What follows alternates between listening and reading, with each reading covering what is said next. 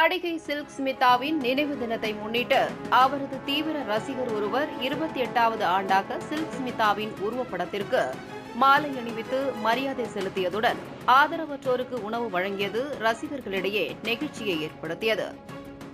தமிழ் திரையுலகில் 1980ஆம் ஆண்டு காலகட்டத்தில் முன்னணி நடிகையாகவும் அன்றைய இளைஞர்களின் கனவு கன்னியாக திகழ்ந்தவர் சில்க் ஸ்மிதா.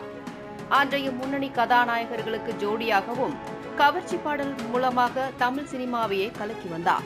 குணச்சித்திர நடிகையாகவும் குத்துப்பாடல்களில் கவர்ச்சி நடிகையாகவும் ரசிகர்கள் மத்தியில் இன்றளவும் நிரந்தர இடம் பிடித்தவர்தான் சில்க் ஸ்மிதா.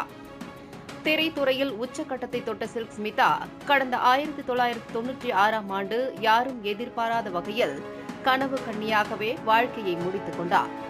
இந்நிலையில் ஈரோட்டில் டீக்கடை நடத்தி வரும் சில்க் ஸ்மிதாவின் தீவிர ரசிகரான குமார் என்பவர் அவரது கடையில் சில்க் ஸ்மிதாவின் விதவிதமான புகைப்படங்களை வைத்துள்ளார்.